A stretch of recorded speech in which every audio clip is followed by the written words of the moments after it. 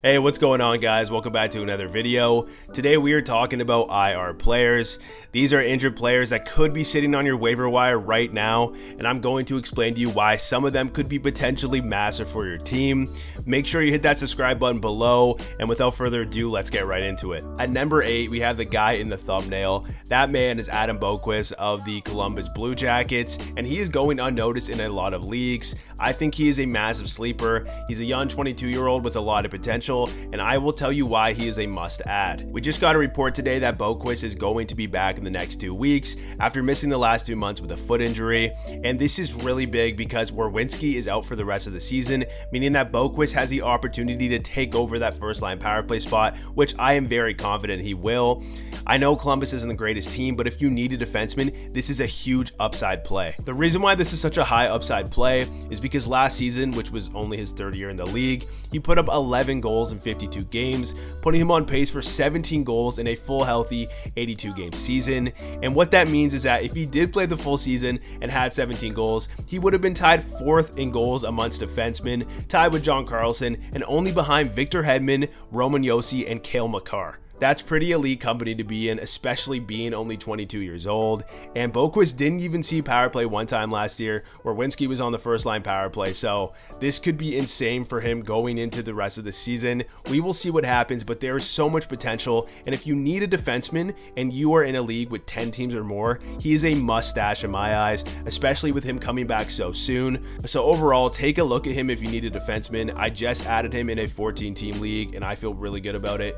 And like I said, in any leagues with 10 teams or more, I think this guy should be rostered. He's only 6% rostered right now on Yahoo, and I think this is going to go way up in the next couple of weeks, so add him before it's too late. The next player on this list is Nicklas Backstrom of the Washington Capitals. This might be a slightly risky play, but I think in leagues with 14 teams or more, this could be a sneaky IR stash. Backstrom had hip resurfacing surgery back in June, which has been known to end some NHL careers, but we just saw last week that he is back skating with the team, and he seems to be doing all right. So who knows, maybe it will be okay for Backstrom, but reports suggest that he will be back in the next month or so, and we will see what happens. Last season was pretty disappointing for Backstrom, as he only had 31 points in 47 games.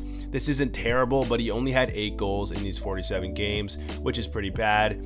But in 2019 and 2020, he was a point per game player, so maybe he has some gas left in the tank and he can get back to that point. He is 35 years old, he is coming off that surgery, and last season was pretty disappointing like I just said, but there is potential because he could see himself on a line with Alexander Ovechkin and on that first line power play with Ovi as well. And we have seen guys that are like 38 years old, Joe Pavelski comes to mind, who can still put up points. So Backstrom is a very sneaky add in 14-team leagues or more, but probably more like 16-team leagues or more.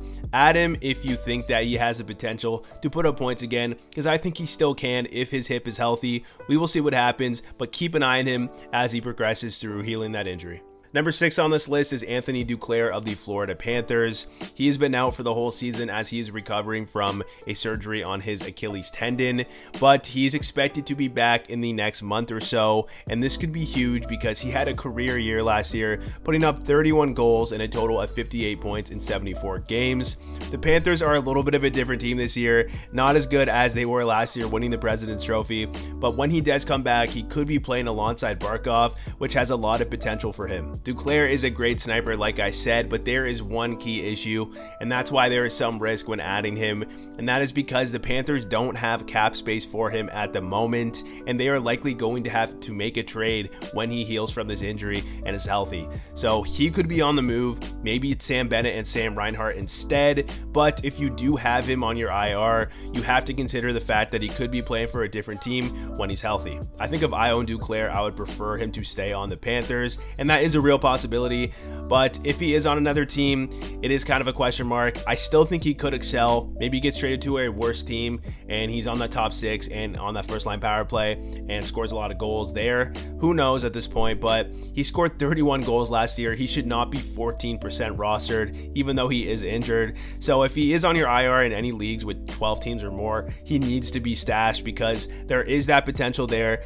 He is a very good sniper, and he could put up really good numbers again this season when he comes comes back. So add him and stash him in those leagues and see what happens. Number 5 on this list is Tyler Bertuzzi of the Detroit Red Wings, and Bertuzzi has had a rough go this season, having 2 separate injuries. Early on in the season, he missed 13 games with a hand injury. He came back, and then I think about a week or 2 later, he either re-injured that hand or hurt his other hand, and he had to have surgery. So it's been about a week since he had surgery, had a timeline of 6 weeks, so it should be about 5 or 6 weeks until he comes back. I know he hasn't played that great when he was healthy, having only 1 goal in a total of 4 points in 9 games, but I would still recommend stashing him in any leagues with 10 teams or more because he has so much potential. He scored 30 goals last year in 68 games, which is incredible, and I think the Red Wings do have the ability to score a lot of goals, and I hope that when he gets healthy, he can come back on that first line with Larkin and on that first line power play, and this could be huge if you stash him. If you're in a league with 10 teams or more, you might be able to hold off for now and just wait till he comes back, but I still think he's a solid stash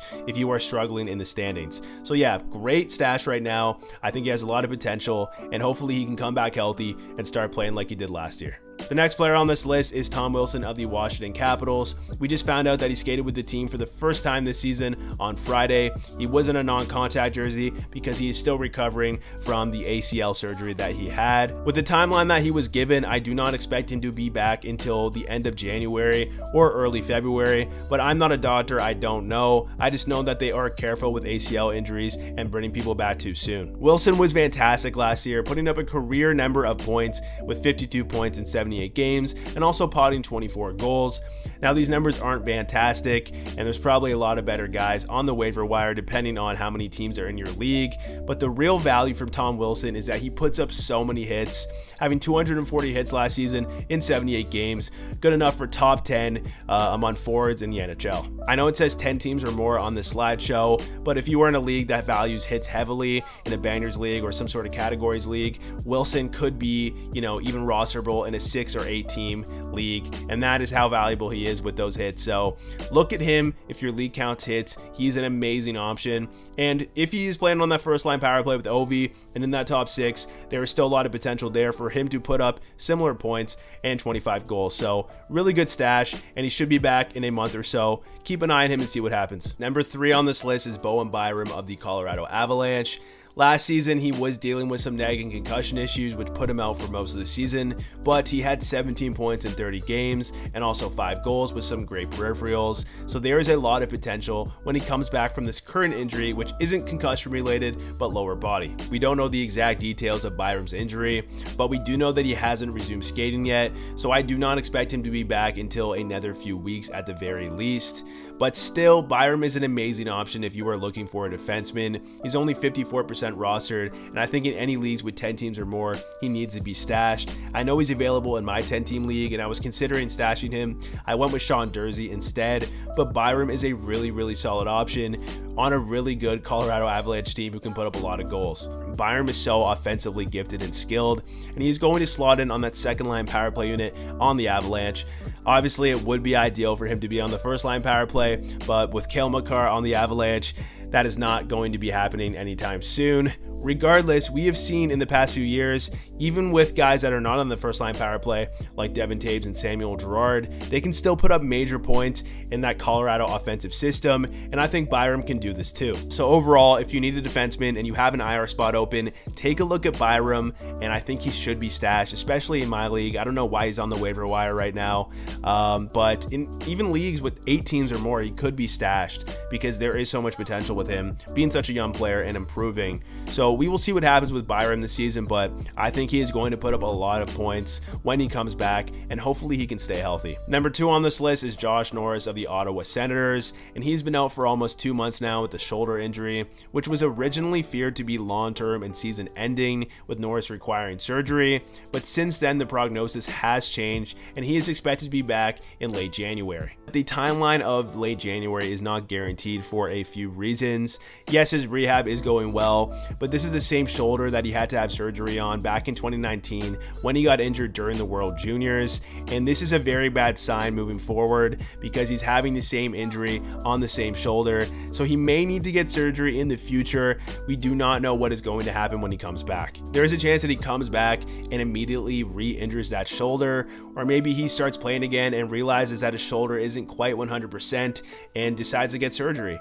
These are real possibilities that could happen, and that's why I'm saying there's a lot of risk involved with this. However, his shoulder does appear to be getting better. The rehab process is going well, so if he is healthy, he's still an amazing player with a lot of potential, as he put up 35 goals in 66 games last season. I know the Senators aren't doing too great this year, but part of that has to be because Norris has been out. But when he does come back, I do expect the Senators to improve, and Norris is surrounded by such an amazing top six, so I expect him to put up really good points if he stays healthy.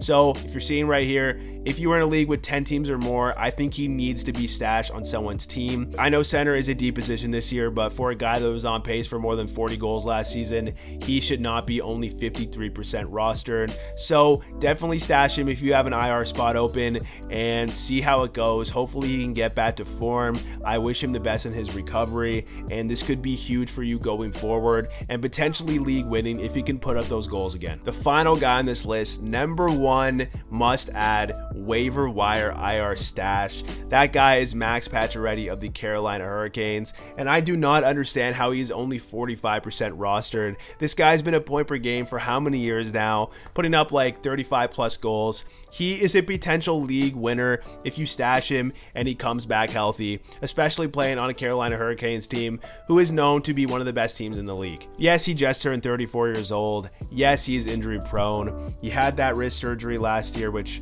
cost him a majority of the season, and then this offseason he had to have Achilles surgery. I get it, but despite all these injuries in Vegas and over the years, last year he was still a point per game player with 37 points in 39 games, putting on pace for 39 goals and 77 points in a full healthy season. Patches has been skating for a couple of weeks now, and when he had that surgery in August, the timeline he had was 6 months, slating him back for early February, but he has been known to heal from injuries very quick, so I could see him returning in January, which would be awesome. I talked about the goals and points already, which I still think he can put up a lot of. If you don't believe me, take a look at his career stats here. Seriously impressive stuff for Patches, but what's even better than these goals and points for Patches is that he puts up monster peripherals. He takes so many shots. I mean, in the 2019-2020 season, he put up 307 shots in 71 games, top 3 in the league, just behind Alex Ovechkin and Nathan McKinnon. In the last 2 years, he's kept up this pace with shots, so I do think he's going to take a lot of shots, guys. He is a sniper. If your league values shots, which most leagues do, he will put up a lot of points for you on top of these goals and these apples, and he puts up hits and blocks as well, so much value with Pacioretty. And like I said, I don't understand how he's only 45% rostered. There's not much else to be said, guys. I mean, if Patches is on your waiver wire and you have an IR spot available, I don't know what you're doing. You need to stash him. Or if you have an IR player on your team right now that you have stashed that is worse than Patches, replace him with Patches, guys. I think there is so much potential here, putting up a lot of goals on this Canes team, in my opinion. So we will see what happens. Hopefully I'm right for the sake of my fantasy teams, but I think this is an amazing stash, and his roster is going to go way up. That is the end of the video, guys. Thank you for watching. Make sure you hit that subscribe button below, like I always say. Also hit that like button if you enjoyed this video. I'm going to be posting new videos very soon, so keep an eye out for those. And like always, have a good one. Have a good rest of your week, and take care. Bye.